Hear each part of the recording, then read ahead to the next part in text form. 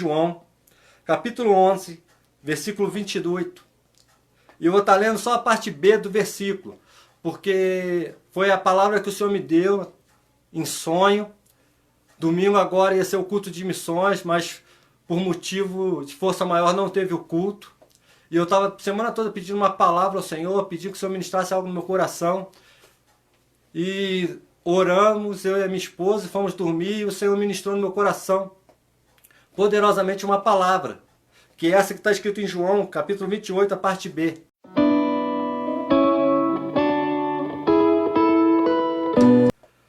O Mestre está aqui e te chama. Vou repetir isso, irmãos, que é muito forte. O Senhor falou 2 vezes comigo sobre essa palavra. Apenas isso. O Mestre está aqui e te chama. O Evangelho de João, no capítulo 11, é muito conhecido, que fala sobre a morte de Lázaro. Muitos pregadores já pregaram sobre isso, eu mesmo já preguei uma palavra sobre isso. Uma profundidade, aquilo que João estava ministrando nessa palavra. E hoje eu vou fazer uma ministração não expositiva de João, né, do Evangelho de João, mas é o tema, irmãos, que me chamou a atenção da palavra do Senhor, quando ele diz: o Mestre está aqui e te chama. Eu quero só lembrar esse contexto, né, para a gente não criar um pretexto dentro da palavra do Senhor, mas para você entender. Capítulo 11, Jesus está na Judéia. Lázaro, um amigo íntimo de Jesus, estava muito mal, com uma enfermidade, estava muito doente. E as suas irmãs, Marta e Maria, mandam ir chamar Jesus, falar: ó, aquele que a quem tu ama está muito enfermo, está muito mal, vem aqui. E aí Jesus demora 4 dias para voltar, para ir na casa de Marta e Maria para ver Lázaro. Mas Lázaro já estava falecido. Esse é o contexto da história. Mas interessante, nesse capítulo 11 de João, é que João detalha, né, faz um detalhamento completo, tudo, tintim por tintim, passo a passo. João podia aqui simplesmente dizer assim, ó: Jesus foi em Betânia, na casa de Marta e Maria, seu irmão tinha morrido há 4 dias e ele ressuscitou Lázaro, tirando ele do túmulo. Pronto, resumiu uma história. Mas coube a Deus que ele narrasse toda a prerrogativa aqui, do capítulo 11 ao 44 versículos, contando toda a história de João. Irmãos, o Senhor está aqui. O Senhor está aqui em nós, que somos igreja do Senhor. E Ele nos chama. Ele nos chama. E muitas coisas interessantes, eu quero compartilhar essa palavra, irmãos. Quando Deus falou no meu coração e Ele te chama, e que eu ia ministrar no culto domingo, é que Jesus estava fora da aldeia. Quando ouviu Maria dizer assim, ó, Marta dizer, ó, Jesus já está na aldeia. Ela saiu da sua casa, foi correndo para ter uma palavra de Jesus. Encontrando Jesus, fala com Jesus. Jesus ministra no coração dela que Ele é a ressurreição e a vida. Quem crê nele, ainda que esteja morto, viverá. E aquele que vive em Deus nunca morrerá, mas terá vida eterna, falando sobre salvação. Jesus ali nesse momento vê o sofrimento de Marta, mas ele está do lado de fora, hein? E aí ele manda chamar Maria. E a primeira coisa que me chama a atenção, dentre tantas desse capítulo 11 de João, é que a gente tem que sair para fora, irmãos. Jesus não quer a gente preso dentro, mas Jesus quer que a gente saia e que a gente venha falar da palavra de vida eterna, porque o que Jesus fala para Marta e depois para Maria é palavra de salvação. Em meio a uma catástrofe, em meio a uma dor, em meio a um sofrimento da morte do irmão, que era muito recente, só tinha 4 dias passados, Jesus chama eles para fora. Sai para fora, para perto de Jesus. E hoje nós estamos muito presos a instituições, presos a afazeres. Lá no capítulo 10 de Lucas, no primeiro encontro que Jesus teve com Marta e Maria e Lázaro, Marta convida Jesus para entrar. Jesus estava passando por Betânia. Marta o convida para entrar. Maria se lança aos pés de Jesus e fica ali. Mas Marta, pelo contrário, não fica dentro de casa, fazendo os afazeres do lar, perdendo a grande oportunidade de estar com Jesus. Irmãos, a gente está vivendo isso hoje. A gente está preso na nossa igreja, fazendo tantas coisas e não olhando para o Mestre, para aquilo que o Mestre deseja de nós. Ficamos presos ao ativismo religioso, presos a liturgias religiosas, quando Jesus nos chama, e nos chama para fora. Para falar sobre salvação, para falar sobre vida eterna, para dar vida aos mortos, para chamar para fora. E é isso que esse capítulo vai falar. E é isso que esse capítulo de João vai trazer para nós, irmãos. E eu estou preocupado no meu coração, porque eu tenho orado e tenho buscado o Senhor. Hoje eu estou aqui na minha casa, fazendo a quarentena, como todo mundo, cuidando da nossa saúde. Mas quantas coisas se normalizarem, será que eu ainda vou ficar preso? É isso que Deus quer? Diante do sofrimento das pessoas que perderam pessoas queridas, diante do sofrimento de pessoas que perderam seu emprego, perderam tantas coisas, será que nós vamos ficar também presos, irmãos?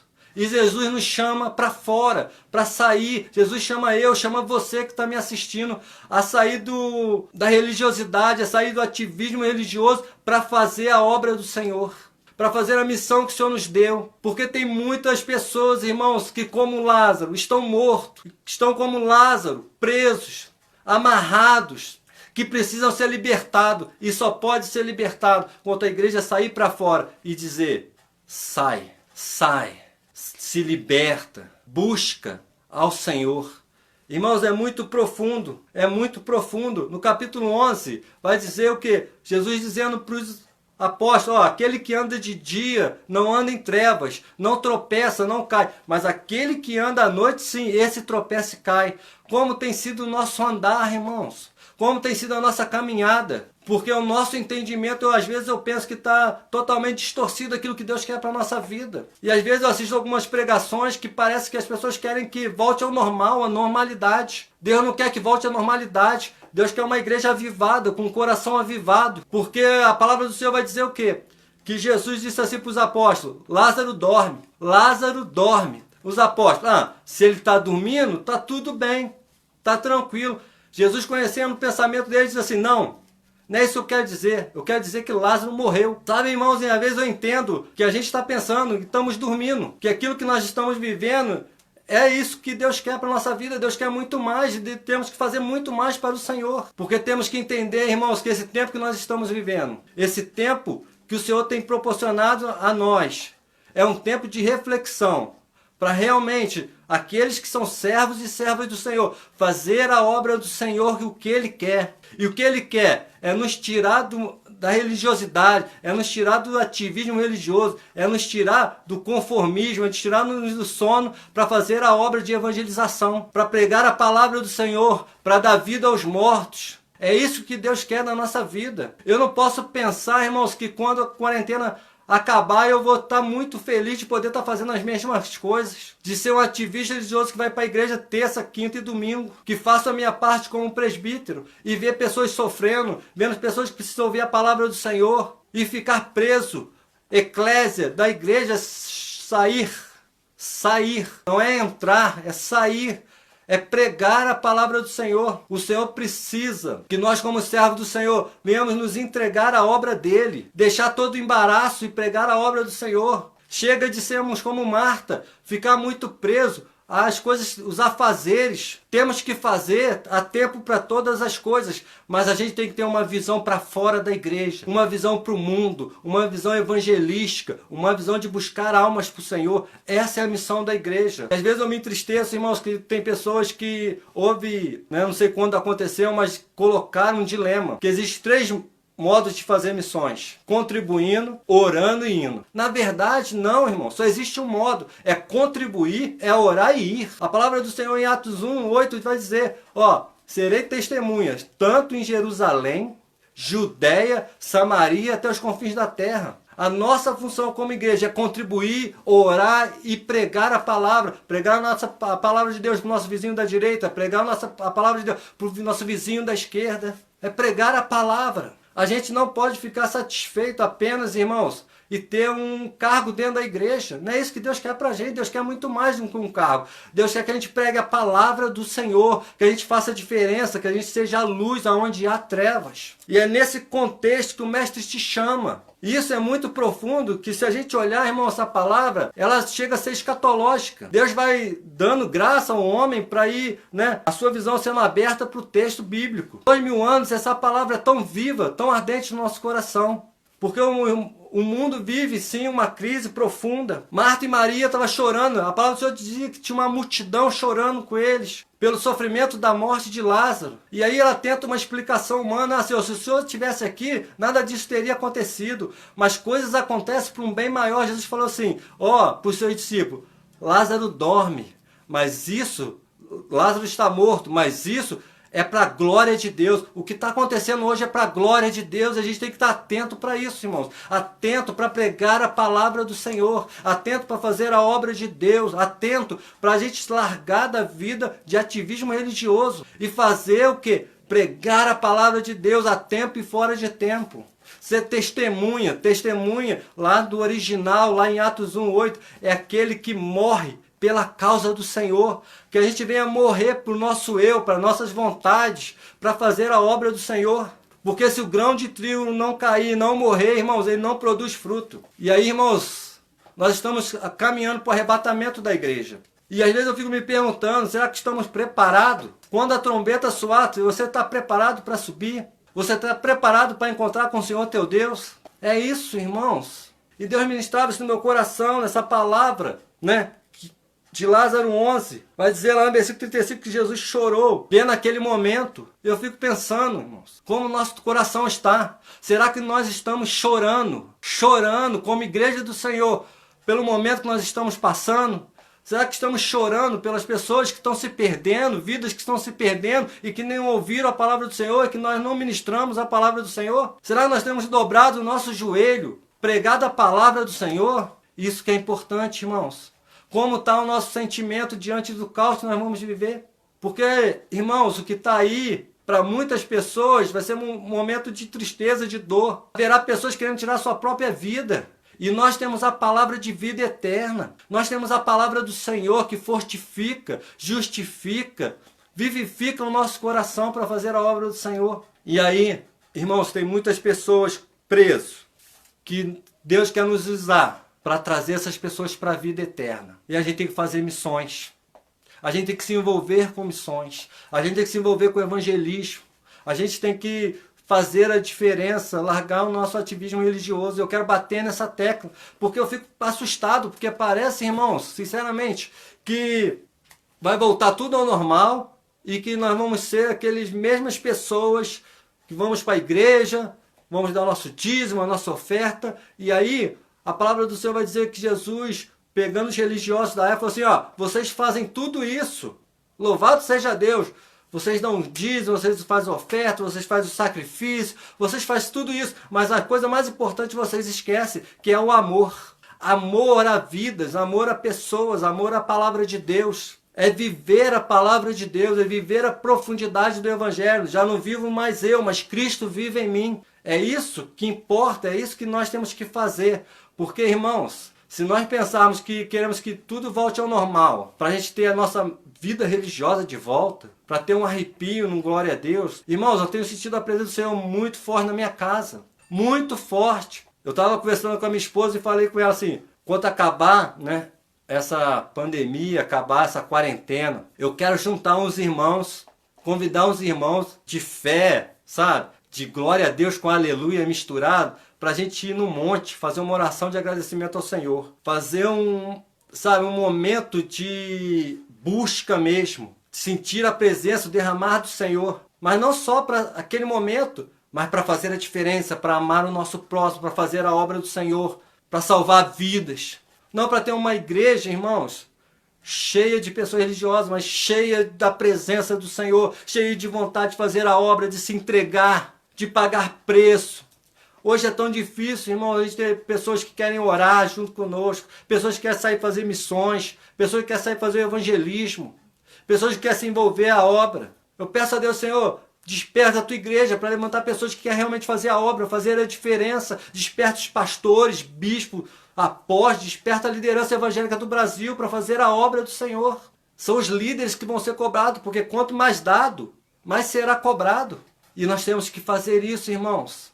Nós temos que voltar a Deus, voltar à palavra do Senhor, voltar a fazer a obra de Deus e não ficar apenas vivendo momentos, não, eu sou cristão, tá bom. Não, irmãos, não tá bom. Temos que fazer mais para o Senhor.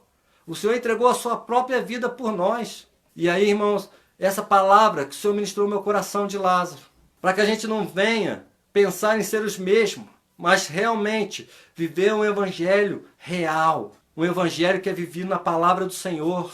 Leia Atos, uma igreja, irmão, foi avivada, porque saiu, né, de dentro das suas quatro paredes para fazer a obra, porque veio a perseguição. Irmãos, eu quero falar diante do Senhor, irmão, com temor e tremor. A gente tem visto o cenário hoje no Brasil e no mundo. Aqui no Brasil, a gente vê, irmão, a perseguição já se levanta contra os evangélicos, por causa de política e várias coisas que eu não vou entrar nesse meio agora.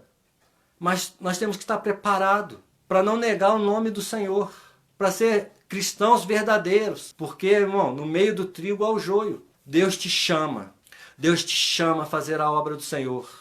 Deus te chama a você sair das quatro paredes. Deus te chama a orar, a buscar a face do Senhor. Deus te chama para sair, sabe, de parar de ver a dor, o sofrimento, parar de ver, né, a situação, para olhar para Jesus, autor e consumador da nossa fé, e fazer a obra do Senhor. Deus te chama não apenas para contribuir, mas Deus te chama para ir, Deus te chama para pregar a palavra, Deus te chama para fazer a obra do Senhor. O chamado específico tem, mas existe o chamado universal, e esse chamado é para todos. Ide, pregai o evangelho a toda criatura. Quem crê e for batizado será salvo. Você pode ser pastor, você pode ser presbítero, diácono, você pode ser do ministério de louvor, você pode ser tesoureiro, você pode ser qualquer coisa dentro da casa do Senhor. Mas o teu chamado universal é pregar a palavra de Deus, é fazer a obra do Senhor.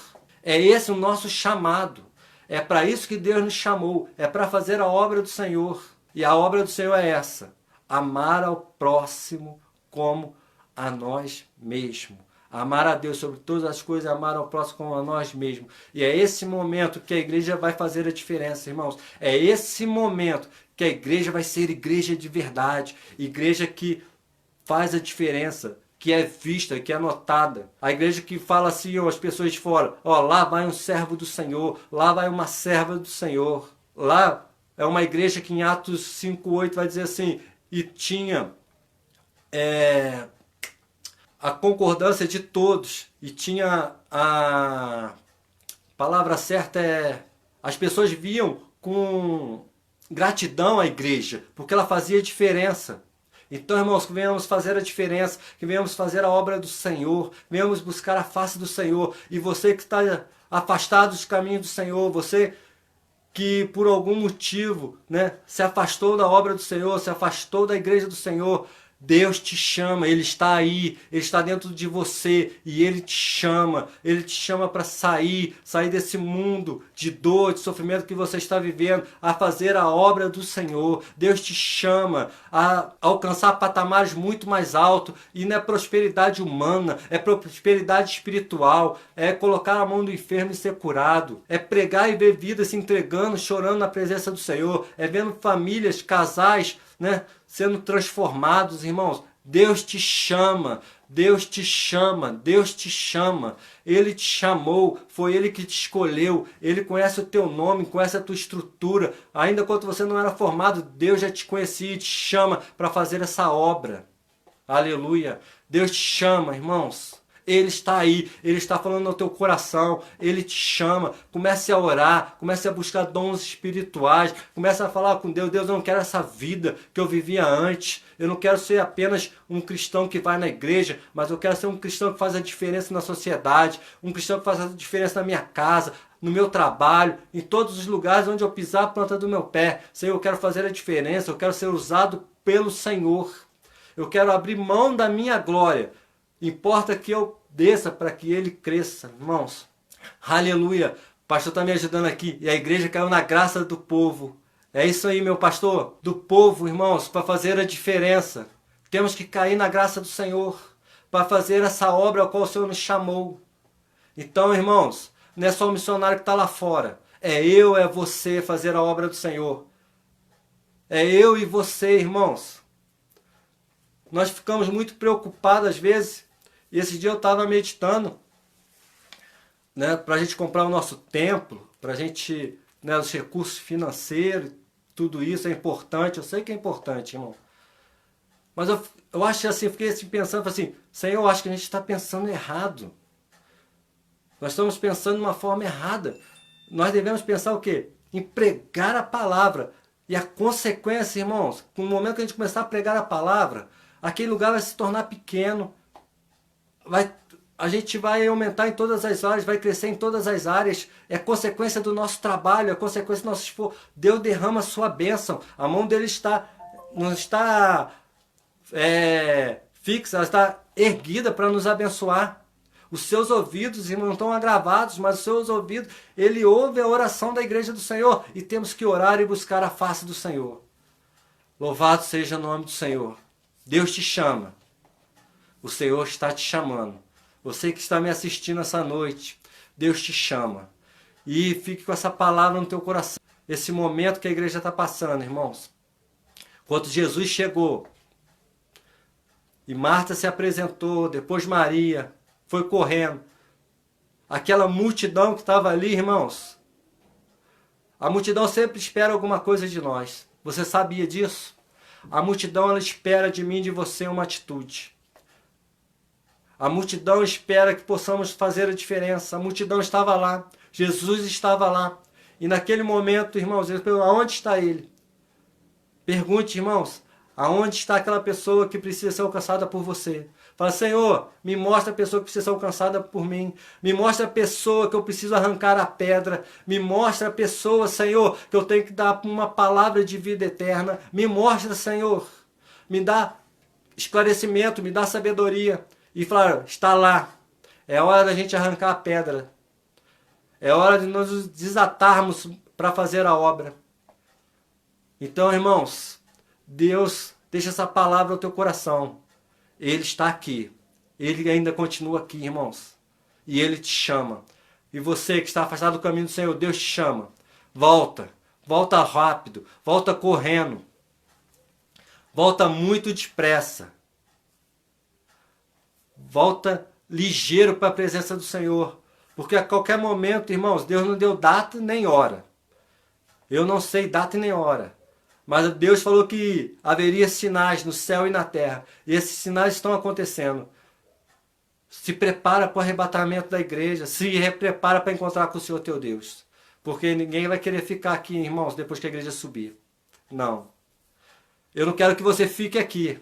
Eu quero que você suba comigo, irmão. Então, irmão, entregue teu caminho ao Senhor. Confia nele. Eu tenho certeza que o mais Ele fará.